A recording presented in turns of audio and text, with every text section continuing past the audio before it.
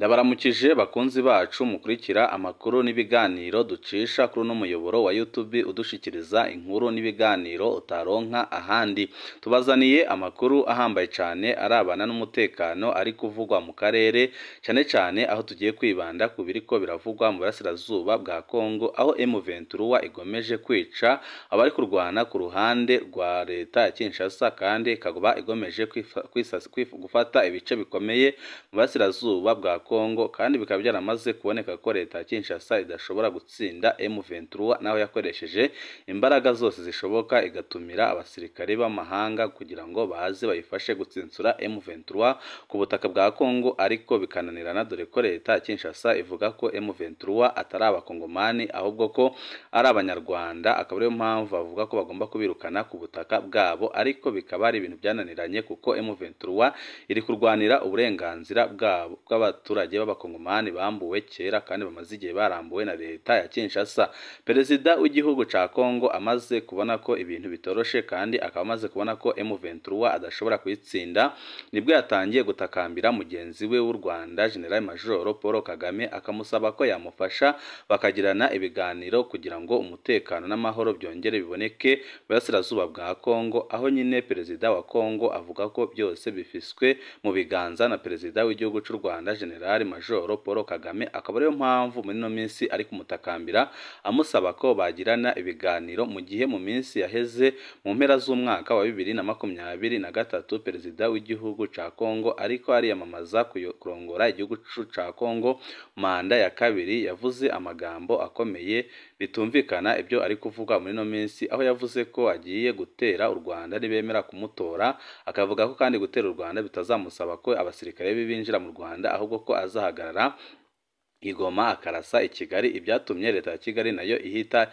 igura ibintu bikomeye cyane, aho ifise ubwirinzi bukomeye cyane bwo mu kirere ndetse no ku butaka ndetse no mu mazi. Ibyo byose nyine ikaba yarabikoze muri gahunda yo kurwanya ibyaturuka muri Kongo ndetse no mu Burundi, mu gihe perezida w'igihugu ca Kongo cy'u Burundi bavuga ko bagomba gutera u Rwanda, ariko ubu ngubu ibiboneka nuko nyine bose bamaze gukubitwa, aho nyine bose batangiye gupfukamira perezida w'igihugu cy'u Rwanda General Major Paul Kagame. Perezida Tshisekedi akavuga ko byose bifiswe mu biganza na perezida Paul Kagame, akaba ariyo mpamvu amutakambira akamusaba imbabazi ku magambo yavuze, akavuga ko rwose amutabara akaza akamufasha akamwumvikanisha na M23.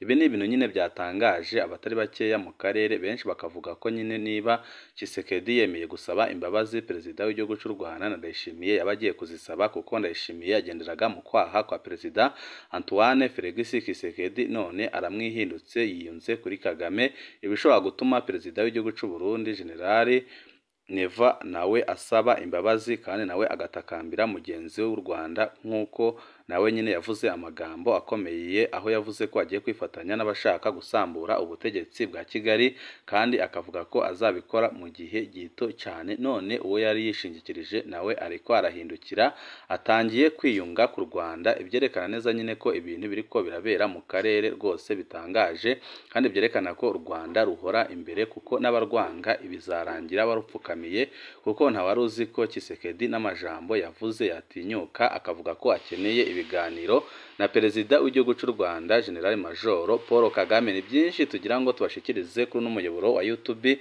udushikiriza inkuru n'ibiganiro utaronka ahandi. Uwecu ubusabwa nta kindi no gukanda kuri sabone canke subscribe kugira ngo ko dushizeho amakuru n'ibiganiro bene nk'ibi ujye uba wa mbere mu gushikirwa nabyo. Perezida Felix Tshisekedi wa Repubulika ya Demokarasi ya Kongo ku munsi w'ejo hashize tariki ya 27 ukwezi kwa 2 2024 yongeye kuririmba u Rwanda kandi avuga ko byanze bikunze agomba gusaba ubufasha ku Rwanda kugira ngo mugenzi w'u Rwanda Paul Kagame amufashe gutorera kugira ngo umutekano uboneke mu burasirazuba bwa Kongo. Perezida Felix Tshisekedi kuri uyu wa kabiri yongeye guhura na Joao Lourenço wa Angola, baganira ku mutekano w'uburasirazuba bwa Kongo. Ni kuri uyu wa kabiri tariki ya 27 ukwezi kwa kabiri 2024 Tshisekedi yagiye i Rwanda aho yabonanye kandi na perezida wa Angola baganira ibiganiro ku mutekano muke uri mu burasirazuba bwa Repubulika ya Demokarasi ya Kongo. Ibi byemejwe na Tshisekedi Chilombo aho yakoresheje urubuga rwe rwa X avuga ko yahuye n'umuhuza wabashizweho n'umuryango w'Afurika yunze ubumwe mu makimbirane hagati ya Kongo n'u Rwanda. Ati nageze i Rwanda tugirana ibiganiro na mugenzi wanjye ku mutekano muke uri mu gihugu cacu. Mu biganiro byahuje aba bakuru b'ibihugu byombi Tshisekedi yongeye gushimangira ko u Rwanda rushigikiye M23 bityo ko rukwiye gukura abasirikare bayo bari ku butaka bw'igihugu cya Kongo kugira ngo umutekano ugaruke. Itangazo ibiro by'umukuru w'igihugu cya Angola bashize hanze kuri uyu wa kabiri cyavuze ko abakuru b'ibihugu bombi ko bahuye imbonankubone bavugana ku ntambara ibera mu burasirazuba bwa Kongo. Iryo tangazo rikavuga kandi ko Tshisekedi yongeye gusaba ko u Rwanda rwavana ingabo zarwo muri Kongo kandi yemeza ko ziriyo. Ati Tshisekedi na mugenzi we Ronse bahuye ariko uruhande rwa Kongo ruracahagaze ugusaba ko u Rwanda rureka gufasha M23 ko kandi rwavana ingabo zabo muri Kongo ziri ku butaka bw'icyo gihugu. Ibi biro by'umukuru w'igihugu cya Angola muri iryo tangazo bashize hanze rivuga kandi ko aba bakuru b'ibihugu ko bateguye ikindi cyiciro kizaba kirimo na perezida w'u Rwanda Paul Kagame aho nacyo bazaganira n'ubundi ku cyagarura umutekano mu burasirazuba bwa Kongo Kinshasa. Ibi biganiro bibaye nyuma y'indi nama nto yabereye Addis Abeba muri Ethiopia ubwo abakuru b'ibihugu bo mu muryango wa Afurika yunze ubumwe bari bafise inama igira iya 37. Iyo nama nto yabayemo perezida Felix Tshisekedi, Paul Kagame w'u Rwanda, William Ruto wa Kenya, Cyril Ramaphosa wa Afurika y'Epfo na Ronse wa Angola ari nawe wari uyoboye iyo nama nto cyane ariko yabaye igamije gushakira umutekano burasirazuba bwa Kongo. Ariko ikiriko kiratangaza benshi muri no minsi nuko perezida w'igihugu ca Kongo yemeye gushira agapira hasi akaba ariko arasaba u Rwanda ko bagirana ibiganiro aho avuga ko akeneye ko Paul Kagame bagirana ibiganiro kugira ngo barebe icyakorwa kugira ngo umutekano wongere uboneke mu burasirazuba bwa Kongo. Umukuru w'igihugu cya Repubulika ya Demokarasi ya Kongo Felix Tshisekedi Chilombo yiswe umunyakinyoma nyuma y'uko atangiye kwihindukiza mu ijambo nyuma y'uko yari yasezeranije abakongomani ko akimara gutorwa azahita atera u Rwanda. Ubu tuvugana yiswe umunyakinyoma kandi na M23 iramwita umunyakinyoma kuko yahakanye ko atabiganiro yigeze agirana na M23 kandi bizwi neza ko yagiranye ibiganiro na M23. Umutwe wa M23 wanyomoje perezida Felix Tshisekedi wahakanye ko atabatumiye i Kinshasa.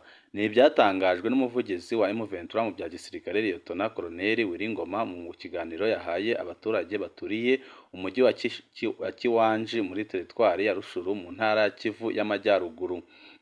Liyetona Koloneli Wiringoma yahishuye neza ko Tshisekedi ari umubeshi ukomeye cyane. Yagize ati abantu barabesha, umunsi nari hano narababwiye ngo mwitonde leta ntibabeshe. Tshisekedi yadutumyeho i Kinshasa twahamaze amezi 18 yaraduhamagaye yatwakiriye neza mu nzu nziza aduha n'imodoka nziza zatujanaga. Mu mpamvu Tshisekedi yashingiyeho avuga ko atari gutumira M23 yasobanuye ko abagize uwo mutwe atari abanyekongo ahubwo ko ari abanyarwanda. Tshisekedi tariki ya 22 ukwezi kwa kabiri 2024 yahaye itangazamakuru i Kinshasa ikiganiro. Muri icyo kiganiro avuga ko atigeze atumira intumwa za M23 ahubwo ko byakozwe n'uwahoze ari minisitiri w'umutekano Gilbert Kankonde. Yagize ati ni ikinyoma nta nimero yabo mfise ariko nanje kumenya ko intumwa za M23 ko ziri hano ntabwo natumira intumwa za M23 Kinshasa sinigeze nzakira nanze guhura n'inyeshyamba za M23 wari minisitiri w'umutekano w'imbere icyo gihe niwe wabakiriye Gilbert Kankonde Maramba ni nawe wabatumiye ntago ari njyewe. Ibyo Liyetona Wiringoma abeshuza avuga ko Tshisekedi ari umubeshi byashimangiwe na Bwana Kanyuka umuvugizi wa M23 mu bya politiki, aho yunzemo ko Tshisekedi ari umubeshi ubwo yari mu kiganiro n'abanyamakuru ba Al Jazeera. Ati M23 n'umuryango w'abanyekongo wagiranye amasezerano na leta ya Kinshasa tariki ya 12 z'ukwezi kwa 11 2013 i Nairobi. Icyo gihe hari hateguraniye umuryango wa diplomati na MONUSCO n'abafatanyabikorwa mpuzamahanga. Kanyuka yemeza nawe ko M23 yakiriwe i Kinshasa, agira ati twagiye Kinshasa tumarayo amezi 18 n'itsinda rya guverinoma hamwe n'itsinda rya Tshisekedi yadushiriyeho kugira ngo tuganire ku cyemezo M23 yafashe cyo kurambika imbunda hasi ku bushake bwo hari mu mpera z'umwaka wa 2020 kugeza 2021.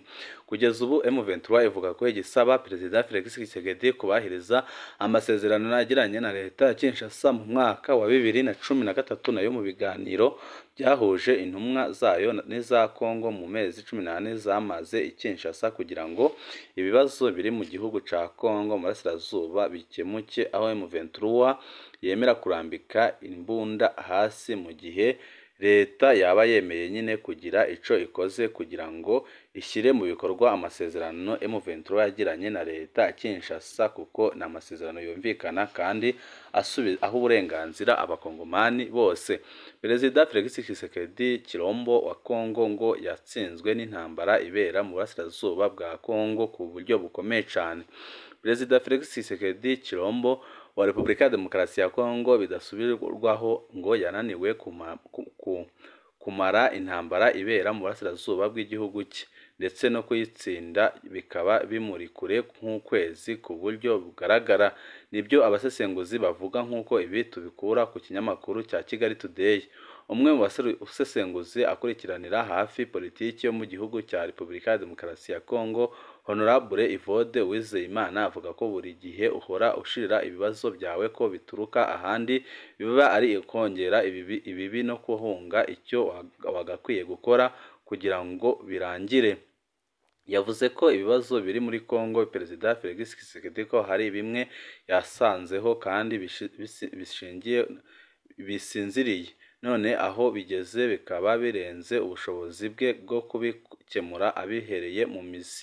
Ikinyamakuru Kigali Today kivuga ko iki kiganiro cyo cyatambutse kuri uyu wa mbere tariki ya 26 ukwezi kwa 2024 mu kiganiro kizwi nka Waramutse Rwanda gica kuri televiziyo y'u Rwanda.